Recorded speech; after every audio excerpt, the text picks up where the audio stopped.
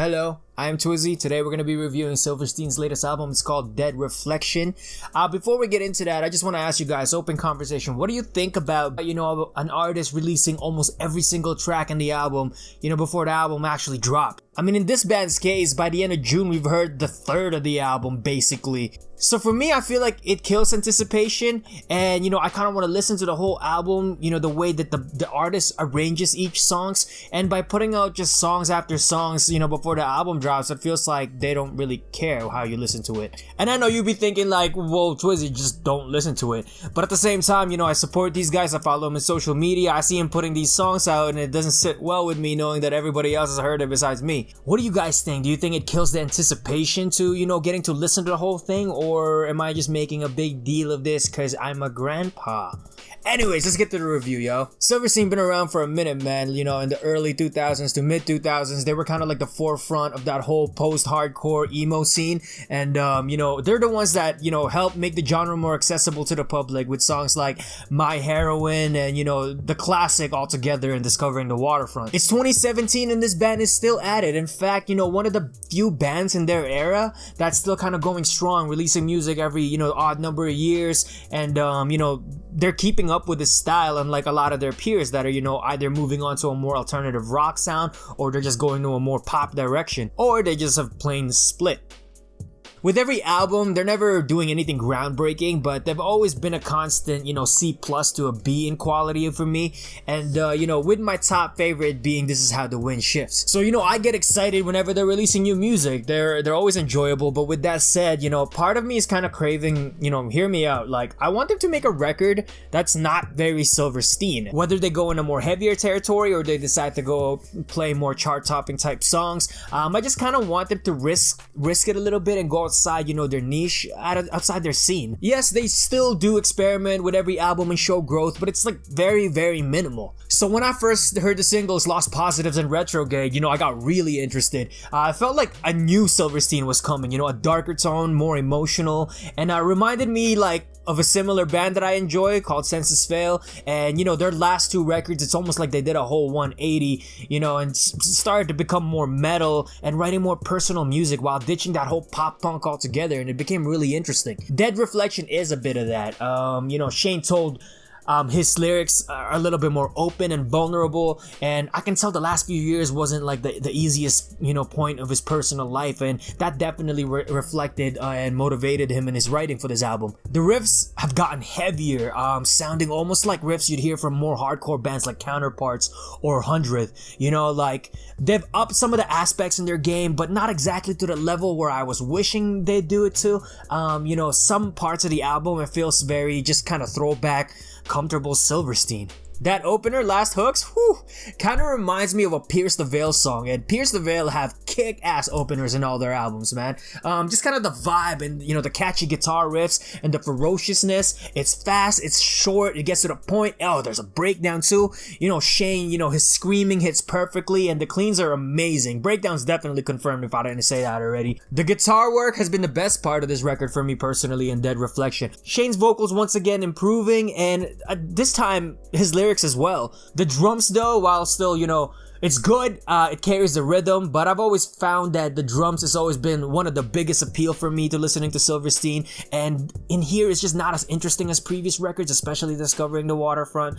So I love the singles Retrograde and Lost Positives. Songs like Ghosts and Aquamarine, while there's such catchy tunes with solid instrumentations throughout, it sounds like something I've already heard of their last two albums. Songs like Mirror Box is a little bit more like Lost Positives, where you find Silverstein experimenting a little bit more, which is personally more engaging for me. That's one of the tracks that definitely stand out in Dead Reflection, followed by the song called Demons, yet another track that I feel like it sounds exactly like a song they would make in 2005 to 2008. Sure, the band rarely writes a horrible song, but this really songs like these aren't really anything fresh. I feel like overall the second part of the album is more on the safe side, but still I found that some of the best tracks were actually on the latter half.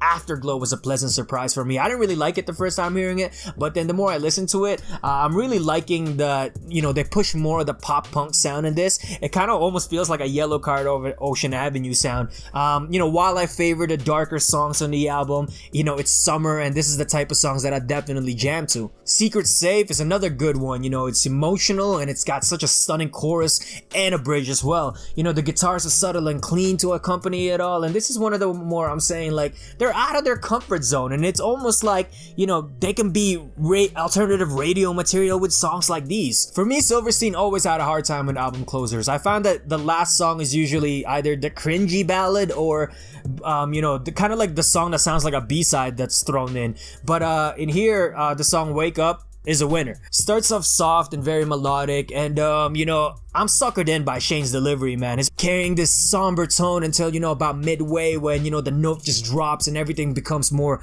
you know, super powerful and raw. Shane starts screaming with these kind of just guitars that are just low and heavy, nothing too technical, and the eerie vibe just kind of gives me chills. It reminds me of songs that, you know, would come from some bands like, you know, Brand New or Me Without You. Killer closer, my friends, and definitely one of the best songs on here. To summarize here, longtime Silverstein fans will be very pleased. You know, Silverstein make a great record with little addition to the depth of their sound, but you know, they're not forgetting to stick to what they're good at. The term "why fix what isn't broken" definitely applies to them. You know, at this point it seems like the band is comfortable at where they're at in their careers. You know, it's not looking like they're gonna change anything anytime soon to kind of try and reach a different demographic, and you know, that's fine by me if it makes them happy and it makes their fans happy.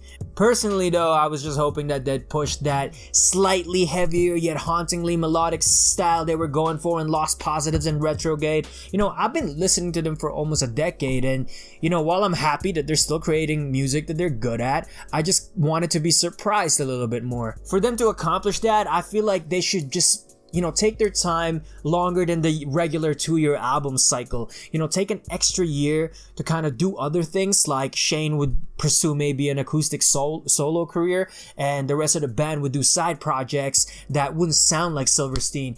I get kind of curious if they're kind of tired doing Silverstein, if they ever get tired. They don't seem like it, but if they did kind of take some time apart, do some different things, and then when they get back together with the crew, we could, you know, we could get something interesting.